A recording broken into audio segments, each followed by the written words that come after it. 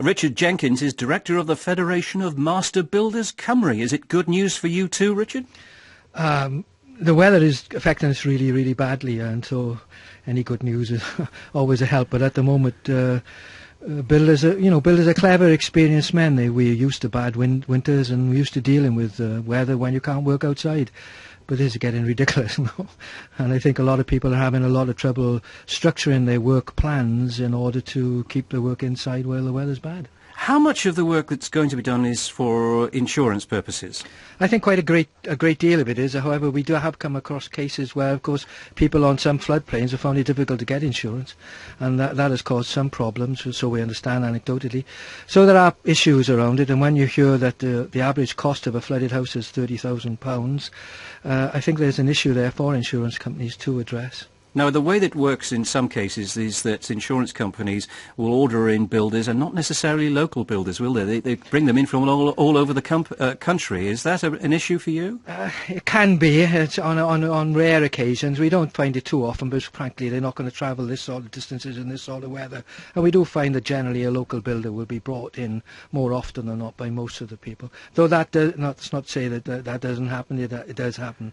But we find that a lot of builders are being pulled in to do remedial work. It's all they can do is really in this sort of weather is generally patch it up until the weather gets better. What type of work are you seeing that is needed now? Oh, all sorts. We've had obviously lots of roofs, lots of leaks, lots of problems on water ingress.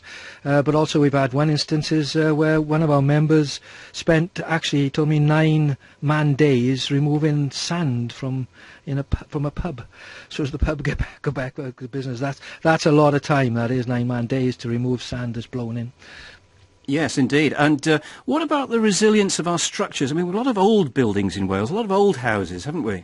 It's interesting to say, actually, an interesting stat about our structures in Wales is that we actually have the oldest housing stock in Europe. So yes, there is an issue around there, but a lot of this housing stock has weathered storms like this many, many times.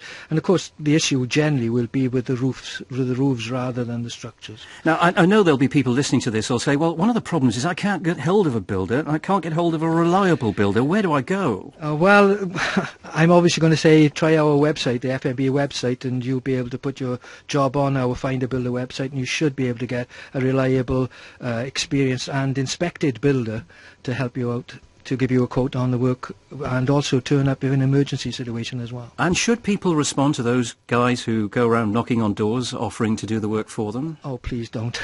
Please don't. Make sure, no matter, if you don't go to the FMB website, then please make sure you use a recommended builder from a friend, a neighbour, someone who's done the work before. We are really got a huge problem with these guys who go around saying they can do this work, and half the time they haven't got the experience or the knowledge to do it properly. Richard, thank you very much indeed. Some sound advice there at the end.